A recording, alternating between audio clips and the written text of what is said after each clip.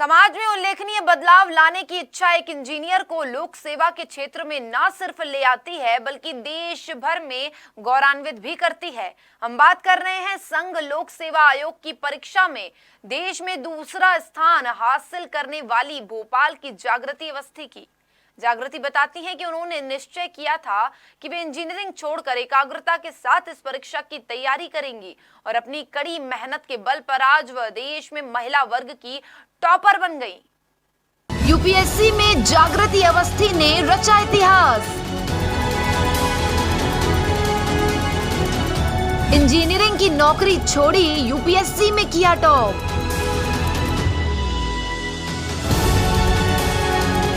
राजधानी भोपाल की बेटी ने बढ़ाया प्रदेश का मान।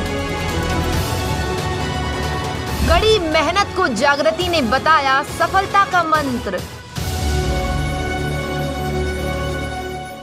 जिंदगी में कुछ भी करने की ठान ले तो कोई भी काम असंभव नहीं। इस कहावत को चरितार्थ किया है राजधानी भोपाल की बेटी जागृति अवस्थी ने। कुछ करने का जुनून और लगन ही थी जिसने उन्हें आज बुलंदियों पर पहुंचा दिया।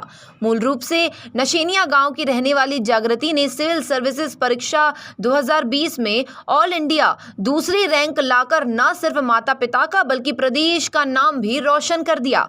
जागृति अवस्थी के घर पर जब से रिजल्ट घोषित हुआ तभी से जश्न का माहौल बना हुआ है।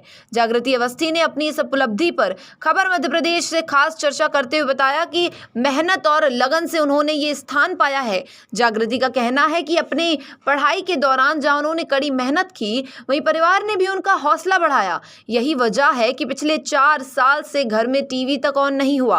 वहीं उन्होंने अपने पढ़ाई के दौरान सोशल मीडिया से भी दूरी बना ली। देश भर में प्रदेश का नाम रोशन करने वाली जागृति ने अपनी सफलता को लेकर क्या कुछ कहा, ये आप उन्हीं से खुद सुन लीजिए, उन्हीं की जुबानी। जैसे कि अभी हाल ही में पूर्व में यूपीएससी का रिजल्ट सरकार के द्वारा घोषित किया गया था और जिसमें भोपाल के निवासी जागृति अवस्थी जी, जिन्होंने महिला वर्ग में बात करूं गर्ल्स में तो फर्स्ट रैंक पूरे ऑल इंडिया में प्राप्त की थी और बाकी की जो है ऑल्स उसमें सेकंड रैंक प्राप्त किए। तो हमारे साथ मौजूद है जागृति अवस्थी जी। हम उनकी सफलता की कहानी को आज जानेंगे कि आखिरकार इस तरह किस तरह। और मैं आपको ये बताना चाहता हूँ कि जागृति अवस्थी जी यहाँ पर BHEL में सर्विस करती थी और उन्होंने सर्विस छोड़कर इस यूपीएससी की तैयारी में भिड़ गई और उसके बाद उनको सफलता कहीं ना कहीं एक ऑल इंडिया में सेकंड रैंक हासिल हुई है। तो आज हम जागृति अवस्थी जी से समझेंगे किस तरह उनका सफलता का राज रहा है। सबसे पहले तो मैं खबर मध्य प्रदेश परिवार की ओर से आपको ढेर सारी शुभकामनाएं कि आपने इंडिया में सेकंड रैंक प्राप्त की। Thank you sir.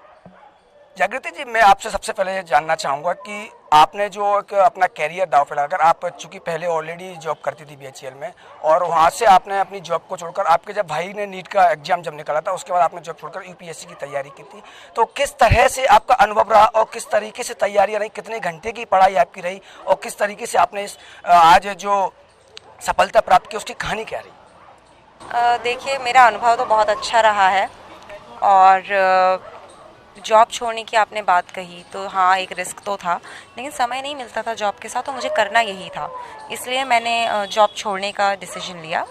और सफलता की कहानी की बात करूं तो जॉब छोड़ने के बाद एक बहुत ज़्यादा मोटिवेटेड थी कि कुछ करके दिखाना ही दिखाना है। 8 से 10 घंटे 2 साल तक मैंने पढ़ाई की, बहुत प्रैक्टिस की, कमियां सुधारती रही और हौसला नहीं खोया। तो जैसे कि आपने हौसला नहीं खोया, लेकिन कहीं ना कहीं एक आपके सामने एक वो भी था कि जॉब छोड़ने के बाद कि मुझे सफलता हासिल यूपीएससी, तो आपने पहले से ही ये आपका मकसद यूपीएससी ही निकालना है आपने? नहीं, मतलब दिमाग में पहले से था लेकिन कोई ख़ास मेरा प्लान नहीं था। जब मैं BHEL में काम करती थी तो 1 साल तो मैंने वहाँ पे आराम से काम किया, फिर दूसरे साल में थोड़ा लगने लगा कि नहीं, शायद मुझे सामाजिक क्षेत्र में ज़्यादा इंटरेस्ट है, तो मैं BHEL की मेरा ध्यान यूपीएससी की तरफ फिर आकर्षित हुआ। तो ये जो प्रॉपर एक रणनीति के तहत जो मैंने ये प्लान बनाया है वो BHEL में रहते हुए बनाया है। तो अभी आपकी जो सफलता का श्रेय आप किसको देना चाहती हैं? हम माता पिता को, अपने शिक्षकों को, पूरे परिवार को। अभी जैसे कि जागृति जो स्टूडेंट हैं अभी यूपीएससी की तैयारियां कर रहे हैं, अभी करेंगे आगे चल के, जिन्होंने जो फेल हो गए हैं, आजकल देखने में आता है कि युवा पीढ़ी जो है वो कहीं ना कहीं होपलेस होकर कोई गलत कदम उठाने की ओर चली जाती है, तो उन स्टूडेंटों को आप क्या संदेश देना चाहती हैं कि कोई असफल भी हुआ है, कोई सफल भी हुआ है? देखिए, मैं यही कहूँगी, असफलता एक चुनौती है, स्वीकार करो। क्या कमी रह गई देखो और सुधार करो। और एक चीज़ और, सा डिस्ट्रैक्ट होने की बात है। देखिए, आपने कितने ही त्याग किए होंगे, चाहे जिस भी परीक्षा के लिए आप बैठ रहे हों, उन त्याग को याद करिए, अपने माता पिता के त्याग को याद करिए। ये आपको डिस्ट्रैक्ट होने से बचाता है, आपको पूरी तरह फोकस रखेगा। अगर आपको कुछ ऐसा लगता है, कुछ अड़चनें हैं जैसे कि फेसबुक है या इंस्टाग्राम है, छोड़ दीजिए थोड़े टाइम के लिए और हिम्मत मत खोइए। मैं बार बार कहती रहती हूँ, देश के लिए कुछ करने का जज्बा हो तो मेहनत हो जाती है। जैसे कि आपने बताया कि फेसबुक और यानी कि सोशल साइट जो भी होती है, तो मैं आपसे भी जानना चाहूँगा कि आपने जब यूपीएससी की तैयारी की थी तो उस समय आपने सोशल मीडिया से कितनी दूर रही थी, तो कितने घंटे की पढ़ाई आपने? मैंने जैसे बताया 8 से 10 घंटे रोज़ाना 2 साल तक पढ़ना, और जैसे जैसे परीक्षा पास आती थी तो 10 से 12, फिर 12 से 14, वो अपने आप बढ़ जाता है। यूपीएससी में आपने सफलता से और देश में एक नाम रोशन किया है, और कहीं ना कहीं तो आगे चल के आपको जो है पब्लिक फेलिस वाला जो आईएएस का जो वो मिलेगा, वो आप जनता की सेवा के लिए आपको एक मौका मिला है, तो किस तरीके से आप अपनी सेवाओं को जनता के बीच पहुंचाने में? मैं कोशिश करूंगी कि बिल्कुल ग्रास रूट तक इन्फॉर्मेशन हो। इतनी सरकार स्कीम चला रही है तो हर तबके को उस स्कीम की जानकारी हो, उसको यूज़ कैसे करना है। मैं खुद कोशिश करूंगी कि ग्रामीण क्षेत्रों में एक बिजनेस का एनवायरनमेंट उत्पन्न हो ताकि हमारे गांव भी विकास की ओर अग्रसर हो सके।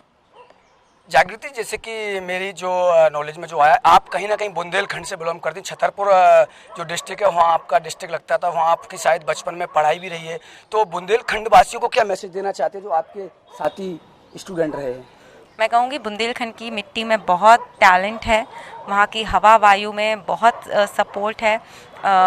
अब तो परिवेश बदल रहा है, महिलाओं को भी वो सपोर्ट मिल रहा है, तो बुंदेलखंड का नाम रोशन करें, पूरे देश का नाम रोशन करें। बुंदेलखंड की तो झांसी की रानी भी बुंदेलखंड से थी, तो मुझे लगता है आगे चल के कई महिलाएं देश में अपना परचम लहराएंगी, और मेरा यही संदेश है कि देश का नाम रोशन करिए, पूरे विश्व के विकास में कुछ योगदान दीजिए। तो आपने सुना यूपीएससी की देश की टॉपर जागृति जी को, जिन्होंने बताया कि आजकल के जो स्टूडेंट जो असफल हो जाते हैं वो कहीं ना कहीं एक गलत कदम उठा रहे हैं, लेकिन उन्होंने बिल्कुल स्पष्ट कर दिया है कि असफलता मिलती है लेकिन किसी ना किसी दिन सफलता जरूर मिलेगी। तो आप असफल होकर कोई गलत रास्ते पर ना जाएं और जुड़े रहें। और जैसे कि उन्होंने बताया कि जनता के बीच में जाकर मैं सरकार की योजनाओं का पूरे तरीके से, जो जनता को सरकार योजना दे रही है उनका लाभान्वित करके वो जनता तक पहुँचाऊँगी। तो आपने बिल्कुल पूरा इंटरव्यू और पूरी सफलता की कहानी जागृति जी सुनी। आप बनी रहिए खबर मध्य प्रदेश के साथ। आगे फिर आपको अगले मेहमान से मुलाकात होगी। संभागीय इमरान खान, कैमरामैन विवेक श्रीवास्तव के साथ। साल 2019 में जागृति ने अफसर बनने के सपने को पूरा करने की ठान ली थी और दिल्ली के एक कोचिंग संस्थान में एडमिशन लिया। हालांकि कोरोना संकट और लॉकडाउन के दौरान उन्हें भोपाल लौटना पड़ा, लेकिन उनकी पढ़ाई नहीं रुकी। जागृति ने ऑनलाइन क्लासेस ली और आज उन्होंने अपनी कड़ी मेहनत और लगन से न सिर्फ अपना सपना पूरा किया बल्कि देश भर में माता पिता का नाम भी रोशन किया है। भोपाल से संभागीय हेड इमरान खान की रिपोर्ट।